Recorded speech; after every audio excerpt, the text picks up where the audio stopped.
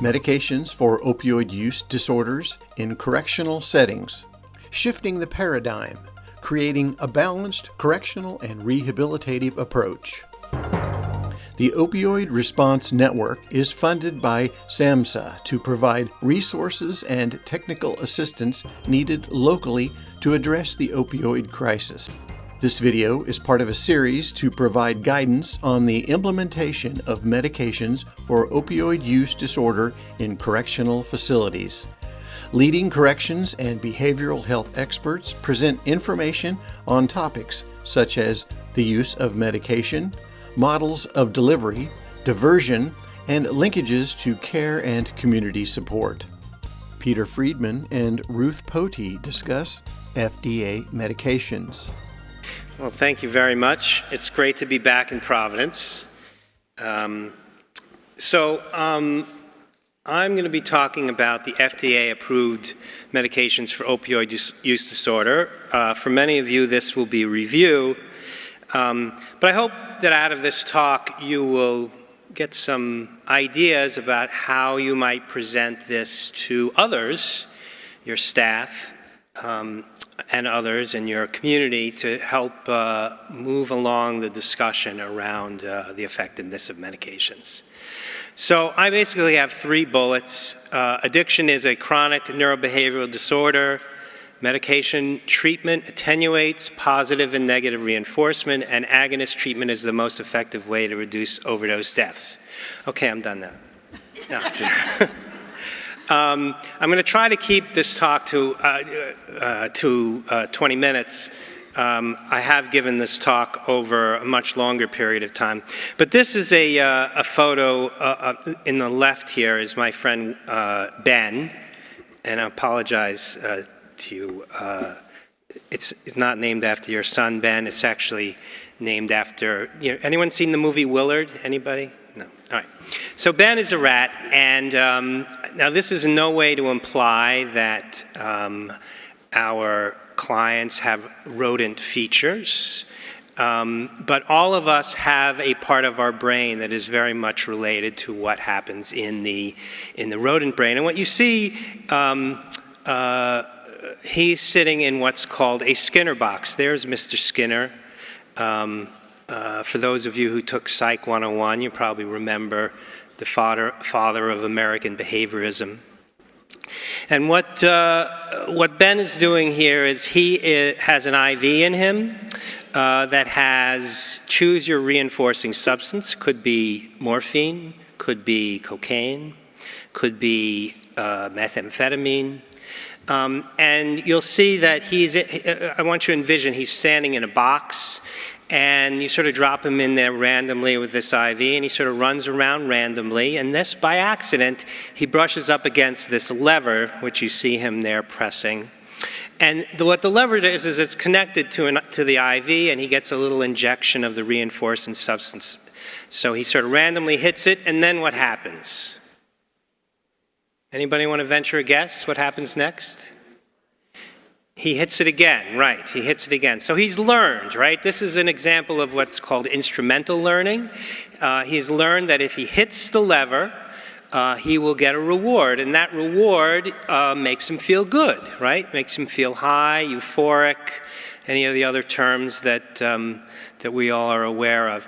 And this really explains the origins of this behavior, that a particular behavior, in this case, hitting the lever, is reinforced, and this is an example of positive reinforcement. He gets a reward for hitting the lever. Now what would happen, so over a period of time, we condition him to do this, right? He's hitting the lever, hit the lever, right? And then at some point, this cord here, this cord over here, I cut, or I cut that.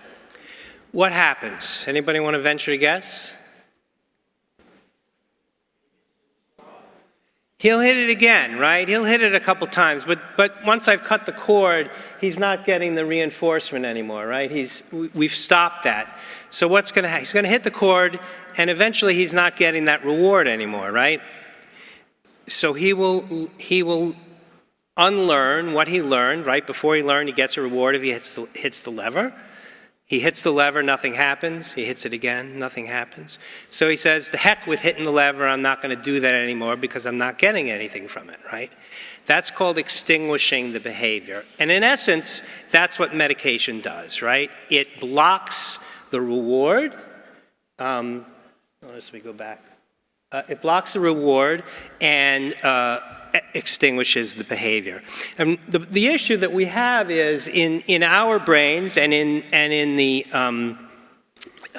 rat brain as well, parts of the brain that are affected, the changes that occur are semi-permanent. So that's what makes this a chronic neurobehavioral disorder. It affects reward and motivation. It's pretty obvious from the last schema why that is. Conditioned learning, memory, and emotion. So these are all parts of the brain that are very basic to our survival and are affected by this process. And as we know, executive functioning and decision making, this really becomes an overwhelming compulsion for people. And what we like to say is people's control is impaired over the behavior. People say loss of control, complete loss of control, and we know that that's not absolutely true. There are very few absolutes in this, but certainly their ability to control the behavior is impaired, and part of the work we're doing is to try to help them regain that control. The other thing so that's an example of operant conditioning for those of you who remember that from your Psych 101, right? There are also effects related to classical conditioning. And classical conditioning, you'll remember, is Pavlov's dogs, right? He rings the bell whenever he feeds food to the dogs, and he observes them drooling, right? And then he just rings the bell without giving them the food, and they start to drool, right? And that's a conditioned response. Classical conditioning response. So here's the slide. It says, watch what I can make Pavlov do. As soon as I drool, he'll smile and write in his little book, right? So this is an example of how triggers work. Like our patients will talk about going into a particular neighborhood, or when they have money in their, cash in their hand, they will get a craving, they will get an urge, they will get a feeling. And that is an example of a conditioned response. In many circumstances, once they stop doing the behavior, the association of the behavior, the cravings and triggers will become less powerful, but they still will exist. And that's really the reason why we do the counseling, right? We want people to be able to deal with their triggers and deal with their craving in a way that won't lead them back into this reinforced behavior. So as I mentioned, the changes to the brain are quasi-permanent. They affect the dopaminergic systems, which are closely tied to pleasure.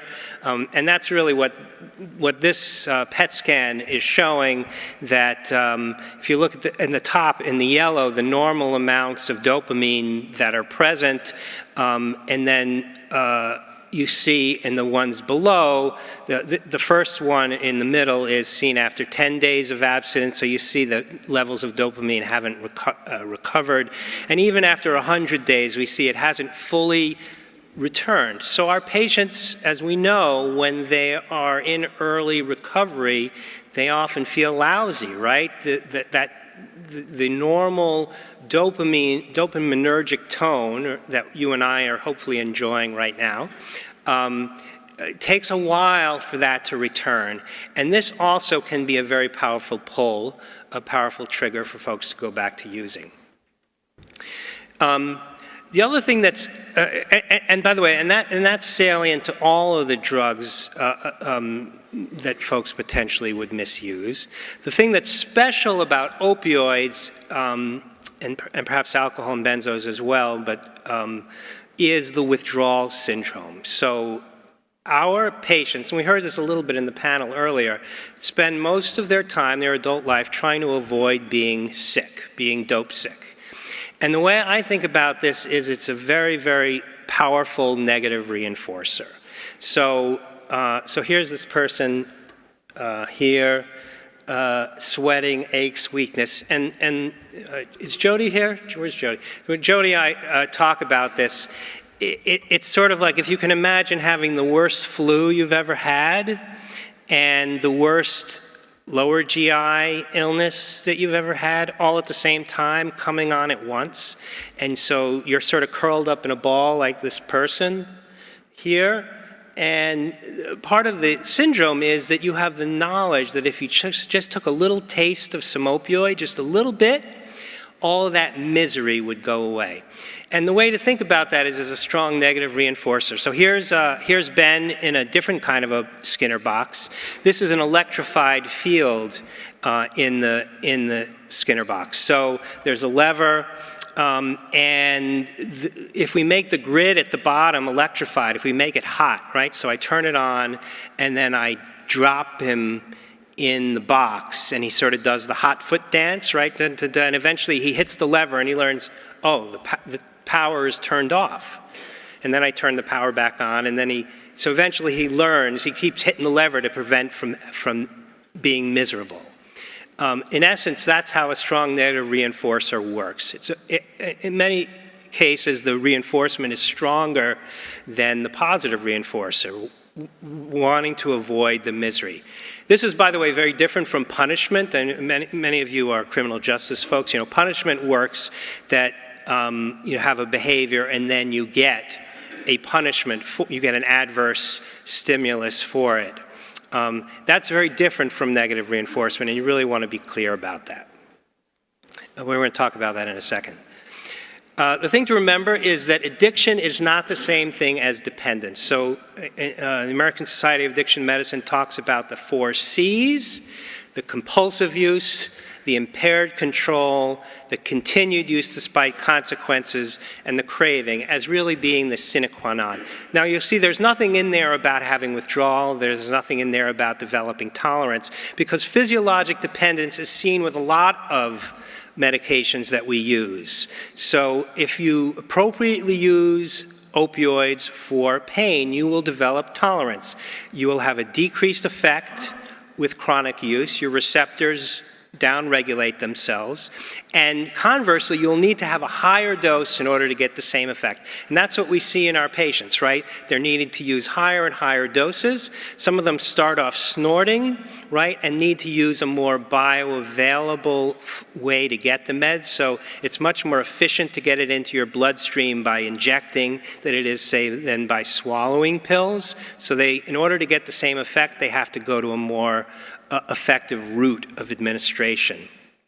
And as we mentioned, they experience withdrawal. The thing for you to remember as criminal justice professionals is that when the tolerance is lost, when we detoxify people and take them off their medications, if they go back to anywhere near the dose they were getting before, they will have an overdose.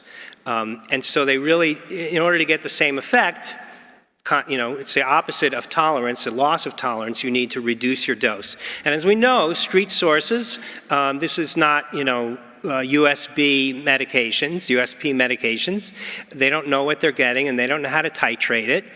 So what we see after corrections, and I think Dr. Potee will talk more about this, is very high rates of overdose after people leave for this reason. The thing about reinforcers and aversives, which punishment would be an aversive, is the theory says that they have to have certain qualities. They have to be salient. So if I give you a reward that you don't really care about, it's not going to change your behavior, right? They should be immediate. So if Ben got the injection an hour later after hitting the lever, it would be much less effective than if he hits the lever and gets it right away. Right?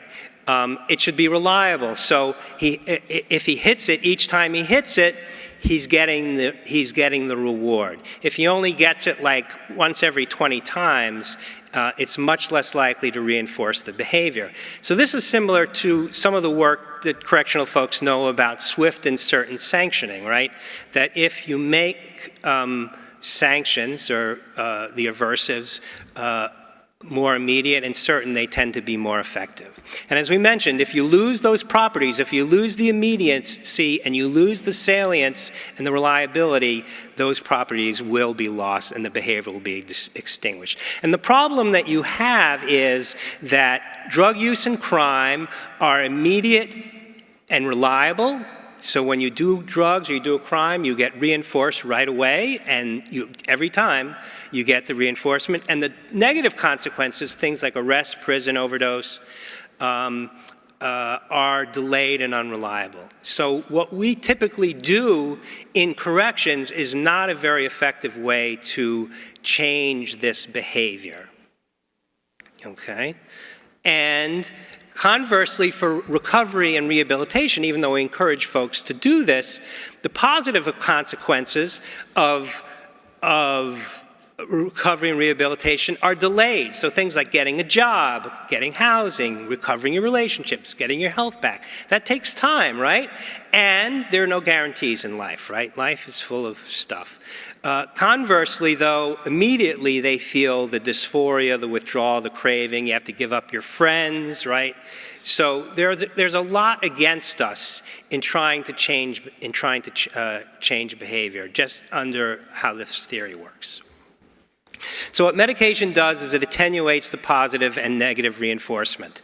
So what it feels like to have opiate use disorder is, this is a graphic where people are feeling either high or straight or sick, right, at different times of the day.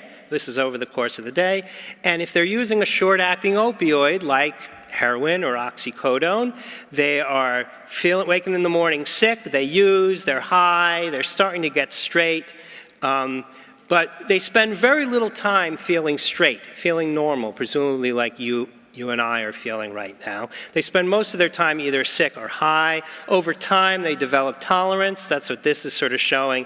And so really, they're just using to avoid being sick. They're not spending that much time being high, and that's the circumstance in which folks typically will start to seek treatment.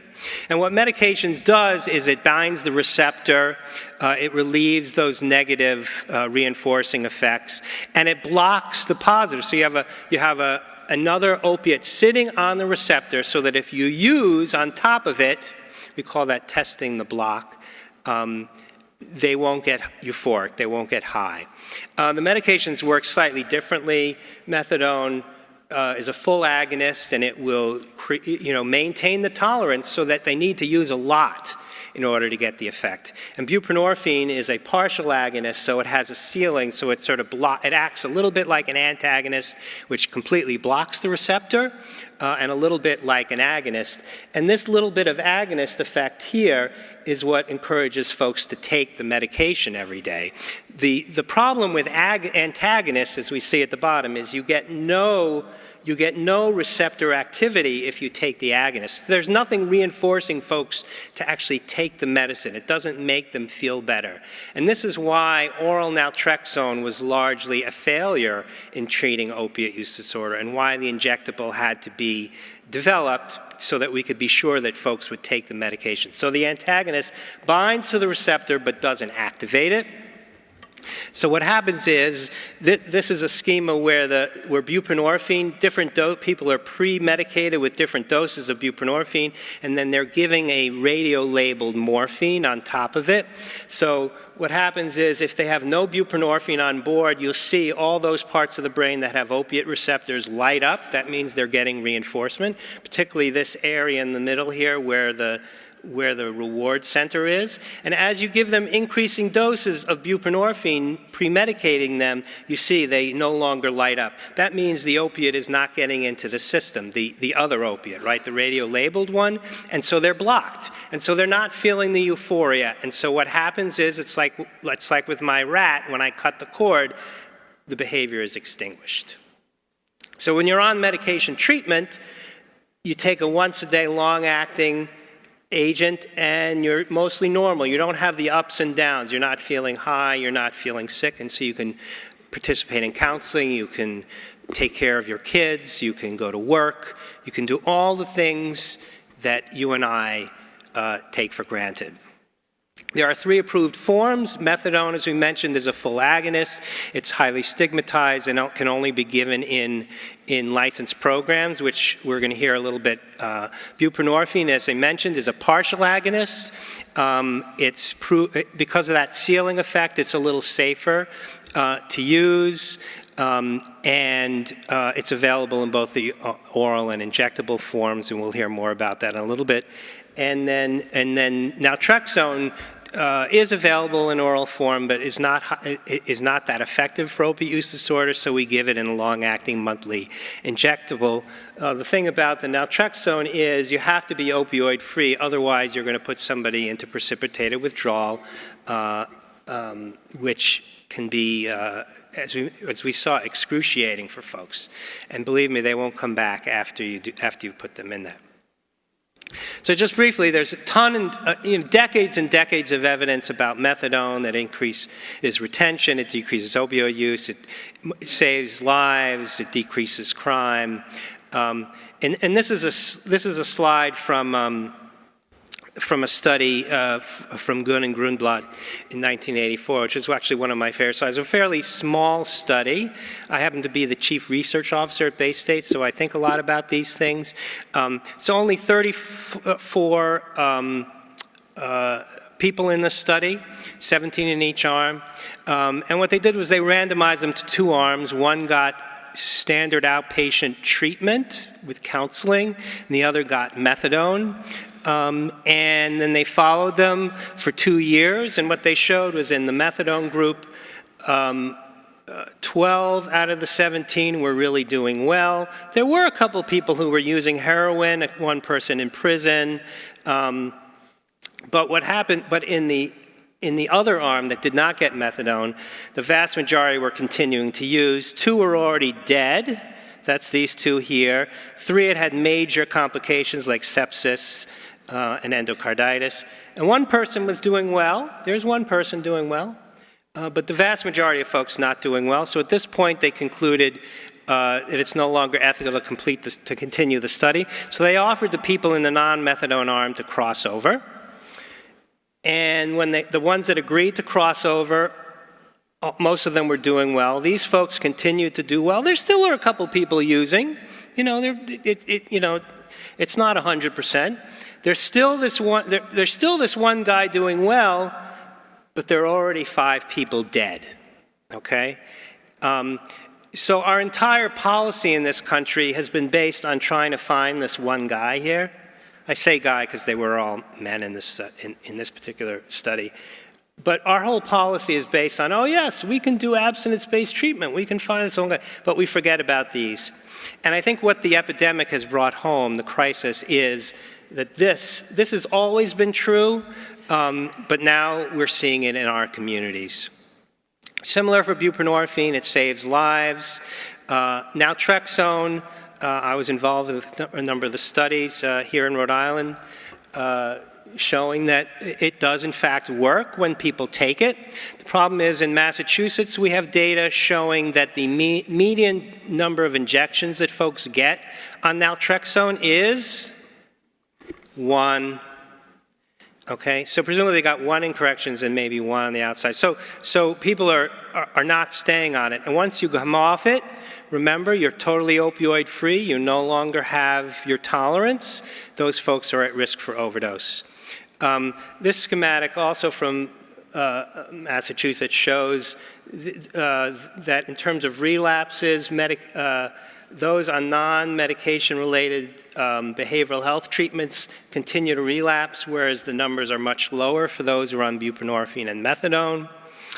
And this is the most effective way, using agonist treatment. When I say agonist, I'm speaking both agonist, full agonist and partial agonist, is the most effective way to reduce overdose deaths.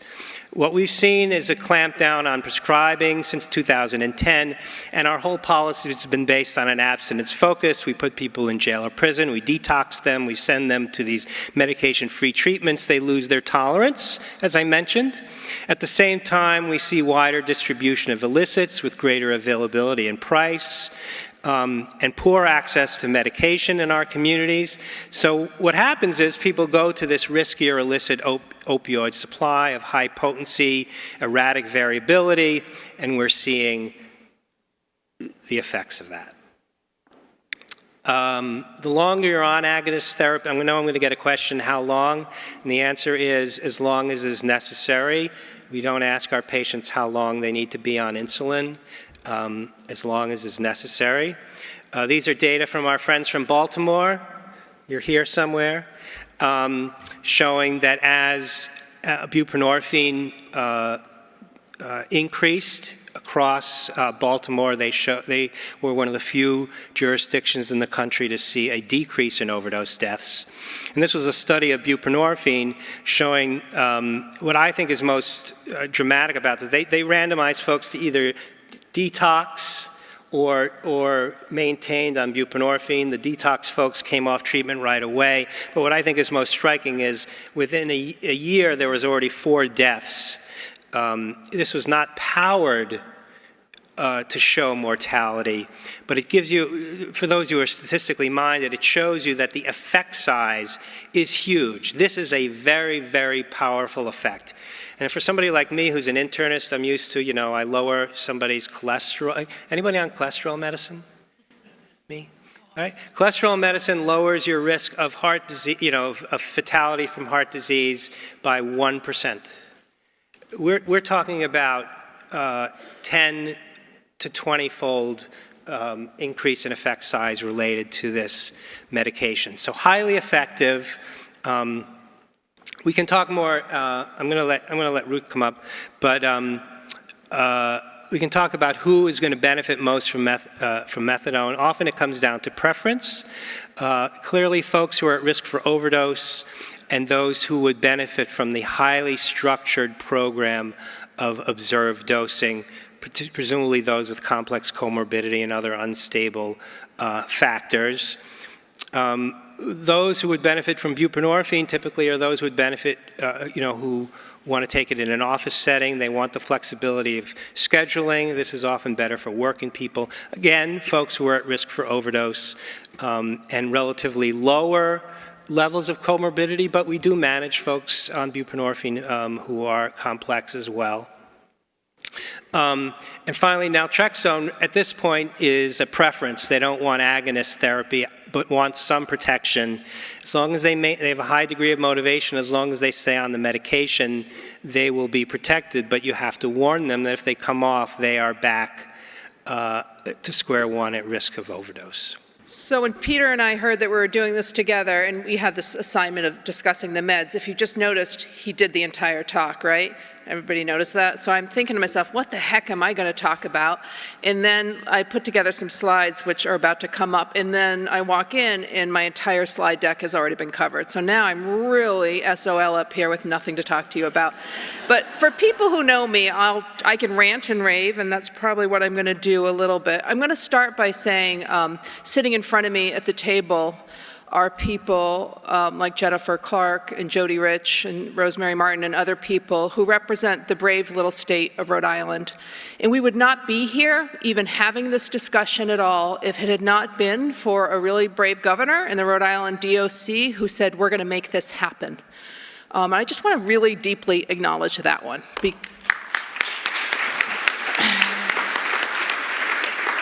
Because everything the rest of us are doing is because this state did it. That's just it. As many people like Dr. Friedmann or Ingveld Olsen is here, people who write about this stuff, they could write until the cows come home. But until a jail began to really do this work on the ground, the rest of us weren't going to do it because we didn't know what the heck we were doing and we didn't know if it was possible.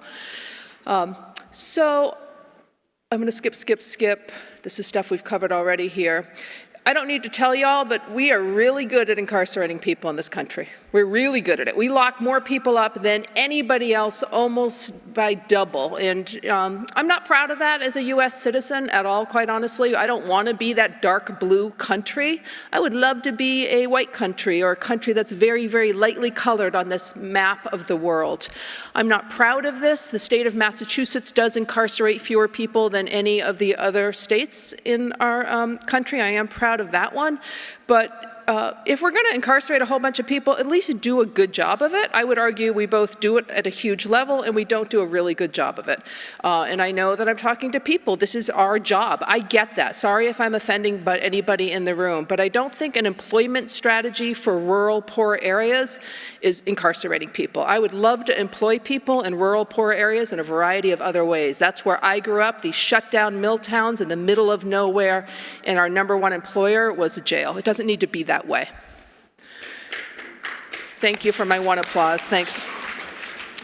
We have already covered the 8th Amendment of the Constitution that was covered earlier today, but it's very clear that jail's responsibility is to take care of the medical needs of their patients. That is what the 8th Amendment says. It doesn't just say don't torture them while they're there.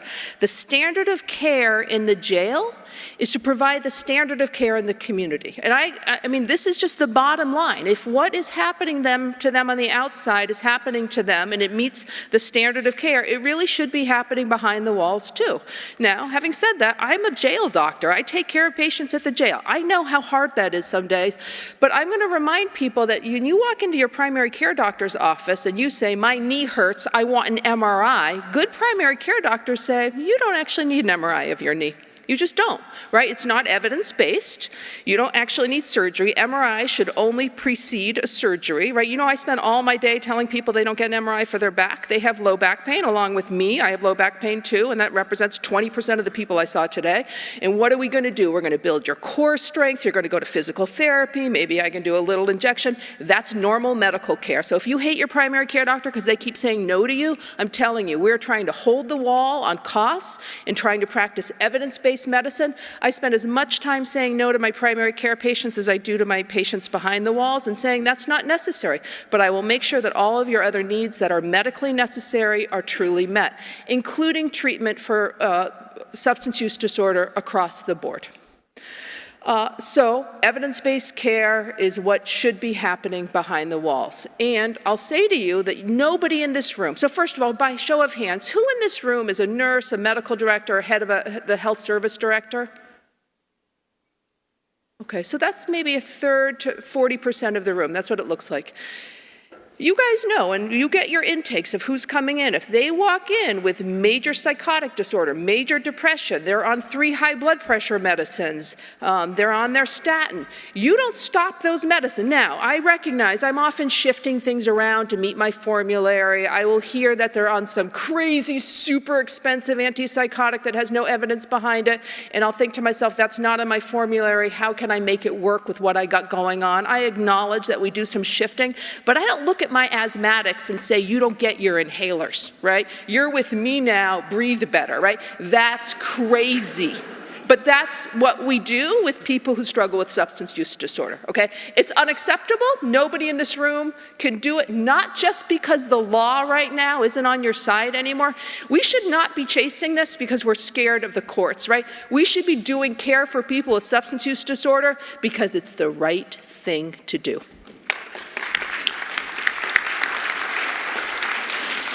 So, not unbeknownst to everybody in the room, a lot of your people behind the walls, they got a substance use disorder, right? In the federal system, it's almost 50%. In the county system, it's 80 to 90 to 95%. It's a lot of your people already. Let's take an easy one here. Nicotine. What % of your people actually smoke? I mean, obviously no one smokes, right? Behind the walls anymore, they used to. But what % of your people, if you were to survey them, smoke cigarettes? Anybody know, have a guess? It's a lot, right? It's higher, it's much higher than national averages. It's much higher than your county average. And I know 100% of them do not smoke with you. I know that. There may be a little contraband every now and then, but it's hard to come by a real tobacco cigarette these days. What % of them return to their smoking after they leave? Yeah, somebody said 90. Is that an actual number? Oh my God, there's a woman who does the research on this. She actually knew the actual number. She says 96. That's what I would have said 90, but basically everybody returns to smoking. What was that? Okay, I got the authors of the paper sitting in my midst. This is how, like, this place is filled with some really smart people. So let's pause for a minute. Smoking is the #1 killer in our country, #1 killer. And you would think getting incarcerated for 3 years would make you a non-smoker, but 96% of people return to smoking. We should be, if we were being public health oriented, if we were trying to reduce the cost to the American medical system, we would actually focus for that final 8 weeks of incarceration on smoking cessation, right? We would spend time saying, I know you're going to bed and you're dreaming about your pack of cigarettes. You're imagining who's picking you up at the curb, how much money they have, how much does a box of Camels go these days? Like, you are dreaming, thinking, craving about cigarettes that final 3 months prior to release. That is a known fact. We would be spending our time trying to get those people to stay off cigarettes, and we would discharge everybody with the patch, the gum, the Nicotrol inhaler, right? We would do everything we can. But I don't know, does anybody in the room do that really well? Right, none of us do. And that's too bad, because we would really change health outcomes and costs, most important because I'm a cheapskate, for our nation if we did that well. Even my jail, and we try to be really progressive, we don't do that well. So how is that different with heroin, cocaine, or alcohol, right? It isn't any different. Okay, so this is this great study that everybody always cites, and it talks about when you leave prison, how likely are you to die, and it's really high. People who leave jail are 12 times higher to die, and the #1 cause is overdose. What I actually found interesting is the other causes. The second one is cardiovascular death. The third is homicide. The fourth is cancer, and the fifth is suicide. This is a very unhealthy bunch of individuals, and you guys know this. For those of you, my 40% of the room that's in the healthcare side of treating people who are incarcerated, they're not healthy people. They're pretty darn sick at a baseline considering how young they are, right? The average age of our population is pretty young. In the normal world, if you're taking care of a bunch of 26-year-olds, they don't have a lot of medical problems. But when they're incarcerated, they often do. So the risks of overdose, and this is I think this is a Jody Rich study. Am I wrong? I don't remember where this one came from. But the risk of overdose is really most significant in that first 70 days, but the first 30 days is the time where we see people. And remind yourself why. It's what Dr. Friedmann just mentioned, but it's the thing I just mentioned. People's brain, even if they have not used an opiate in a long time, that craving cycle, part of the brain, the broken part of the brain that is with addiction, the craving and thinking about how I'm going to use really kicks in when they're heading out the door, well before heading out the door. Everybody knows their release date. Everybody's counting down the days and the hours until they are out. And at that point, they start dreaming, they start planning, the preoccupation kicks in, and then but they've walked out and their opiate receptors haven't seen an opiate in 24 months, and so whatever they use is likely to drop them. That is why they're such a high-risk bunch. Prisoners are actually some of the sickest members of our society. They have high rates of chronic disease, high blood pressure, cervical cancer, asthma. They have much higher rates of communicable diseases. HIV and hepatitis C are two of the biggest. Higher rates of syphilis, higher rates of other STDs. You all know that you run locked mental health facilities, right? At least 50% of your inmates have significant mental illness. And again, the numbers are what you already know. 65 to 80% to 95% have a substance use disorder. And I often look at this and think, why? Why are these people sicker? Well, they often don't have access, even before they arrive, to normal, healthy, good medical care. Some people you and I take care of have spent more than half their lives incarcerated.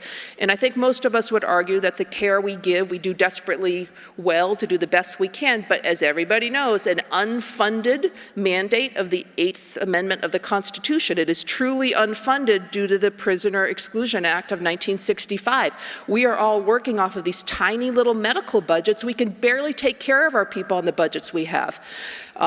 And the other thing I will say is that the trauma score of people who are incarcerated is very high. And having a high trauma score or high ACE score is a predictor for much higher than average chronic diseases through a lifetime. So you're working with broken people at a baseline who are pretty darn sick. So if you were running a public health world, right, if you were the goddess of public health for the United States, you would be spending your time thinking, I've got a bunch of people in one site who are really, really sick.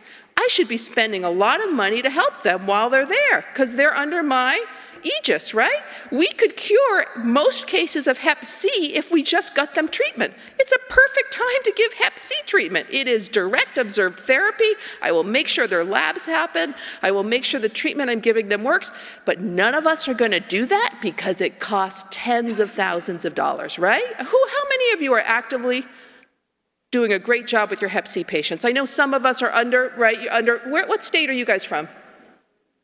Say it again. North Dakota.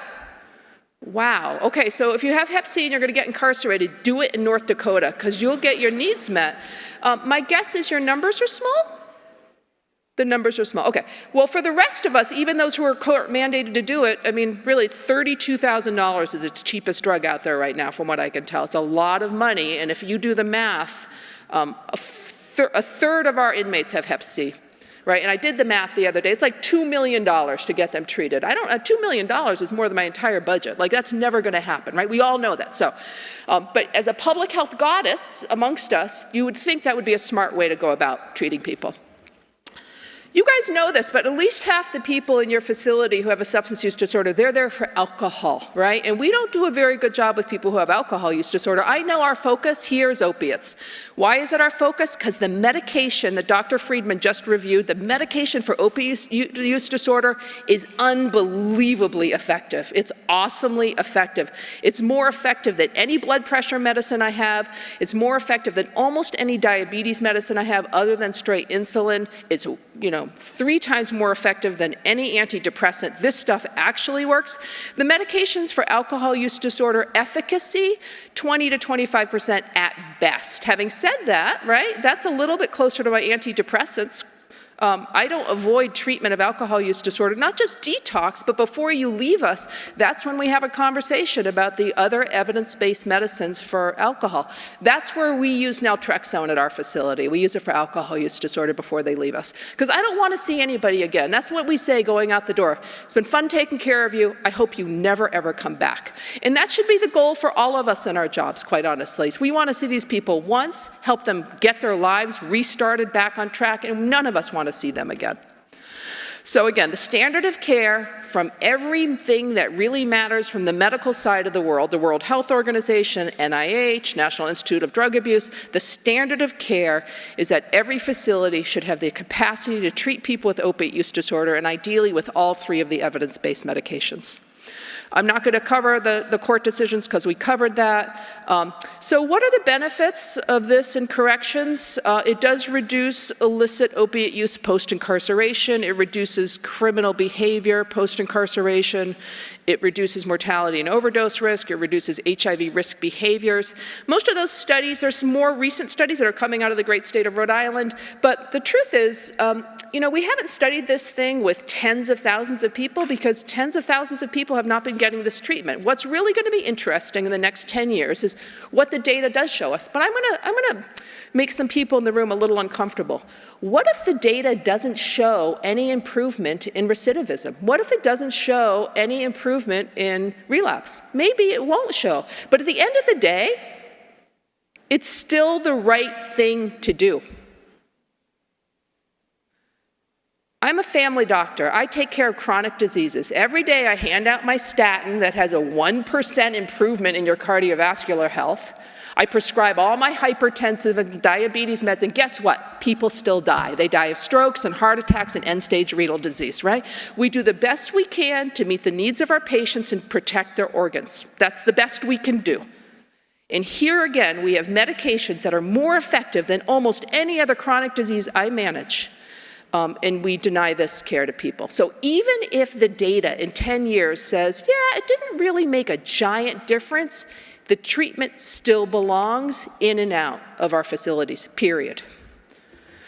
Why is it so hard to get it in place? Well, you guys covered this. You're going to talk about it more. The model is drug-free treatment. I want you to get better. I just want you to get better. Guess who wants to get better? Patients want to get better. They walk into me all the time, and they're like, I want off this stuff. It's destroying my life. And I'm like, I wish I had a magic wand to make that happen. It doesn't work that way. It is a long, slow recovery for your brain to get better. It takes many things going your way to get better, but having one way only, that little tiny circle that Peter Friedmann showed on that methadone slide of our entire model of treatment is based on get better, our way or the highway. There's only one way through this, which is 90 meetings in 90 days. It's not the model that works for everybody. And the truth is you need many things going your way. That for many people, a 12-step recovery program is part of what it takes to get better. And we should celebrate that and allow it in. But if you think the only way someone's going to get better is the one way you think, it doesn't work that way. So you need to expand your treatment options for people. I'm going to just remind people on the statistics of how effective these are. The efficacy for nicotine use disorder of everything we have, there's 7 evidence-based medicines for nicotine. They're like 10, maybe 30% effective. 30% is a huge number. That's like counseling and a quit app and like 7 medicines stacked on top of each other. But do I stop giving these medicines to help them get off cigarettes? No, I don't. I'm like, let's try again. What else haven't we tried to help you stop smoking? But again, efficacy 10 to 30%. Alcohol use disorder, maybe 20%, 25% effective. For opiate use, those numbers I would argue even are low, but that includes naltrexone, 40 to 60%. A lot of us will argue methadone is about 80% effective. Very effective medicines. So I'm actually going to skip that one. Let's talk about this. The worry about diversion or contraband. I know a third of this room is talking about diversion a lot today, which is going to be great. Here's the dirty little secret. Your jails have contraband in them right now. You have fentanyl and Suboxone, and you've got some, I doubt you have methadone, but you likely have some morphine and some benzos and some crushed Wellbutrin. Everybody in this room has it already. And I will argue very strongly that those of you who aren't engaged in the evidence-based medicine for opiates have way higher levels than those of us who are doing this already. Who's doing that study? I'm serious about that. Like, who's going in and looking at levels of contraband in places not doing treatment, in places who are doing treatment? Is anybody doing that? Or there's a great study. Somebody needs to get money on that. So how do I know this? Well, I know this because one of my other jobs is I run a 32-bed jail diversion program. And in this building, I have 32 people that come from all over the state of Massachusetts. And they'll come to me from Bristol County and Plymouth County and Barnstable County, and I'll be like, how much drug is at your facility? And they're like, it is everywhere. I caught a habit while I was in Barnstable, right? And they tell these stories that are really distressing. And I know in my own little tiny jail, we have a very, very small amount of contraband. I mean, it's tiny. How do we know? We do random urine drug testing, and we look all the time, and we can't find the drug. Every now and then, we get a report that somebody has it, but the numbers are small, because people who need treatment are getting treatment, period. This is just Jennifer Clark and whatever newsletter I cut it out of, but in the early days, she was just talking about the fact that what people said about Rhode Island is there used to be filled with drugs, and now the level of contraband has come down to a very low, low level. So stop pretending it's the treatment you're giving people that's your biggest problem. Your biggest problem is that people are currently potentially dying in your facility from contraband fentanyl. That's your biggest problem. Okay, and I also want to just have this sentence, subordination of medical judgment for security concerns. We have stuff in medical that security would be worried about, and I keep track of it. I vaccinate everybody in sight. I keep track of my needles. I use a scalpel to open up wounds and drain sebaceous cysts and remove things from people's body. I keep track of my scalpel so they don't leave medical. Literally, somebody's counting, it's in a book, like I get all that. We use benzodiazepams. Everybody in this room has an alcohol withdrawal protocol with a drug that could be slipped away somewhere, but nobody's going to say, oh, I'm going to stop treating my alcohol withdrawal, because that is unethical and it goes against all good medical advice. So we know in medical how to keep things safe. We've been doing it for a while. I know I have 1 minute. I can't believe I talk so much, Peter, but we're going to move to questions. But what are the other things that make this hard? Well, guess what? It does take more staff. I'm not going to lie to you. We're not going to be all like unicorns and fairy dust up here and saying, you got to do it, and it's super easy to do it, because it isn't super easy to do it. You need more staff, because unless your nurses are sitting around like twiddling their thumbs, you need somebody to deliver this medication every morning. And so 7 days a week, I have an assigned nurse who's just the mode nurse at our facility.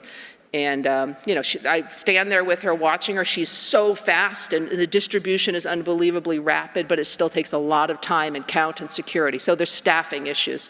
The drugs themselves have a range of prices. Guess what? Methadone costs nothing, pennies, like 20 cents a day, nothing. So even at a relatively high dose, it's $24 a month. Nobody's bank account's getting broken with methadone in this room. Buprenorphine's more expensive. There's the two versions. Both the film and the pills are both in generic now, so you need to cost it out, the cheapest way to go about. For us, it's about $130 at 16 milligrams a day. That's $130 a month. Naloxone, naltrexone, that's an error on that screen, for the injectables, unless you're getting it for free from the company, which I know many people are, is about $1,300, so much more expensive. Okay. So another little dirty secret that's not a dirty secret. It's actually hard to get methadone into your facility. And we heard that from Pennsylvania. We heard that from Baltimore. And that is nobody's fault in this room. For all of us who really want this to happen, that is the fault of the federal government, period. And it's an unacceptable state of affairs that we are working with regulations that were written in 1974.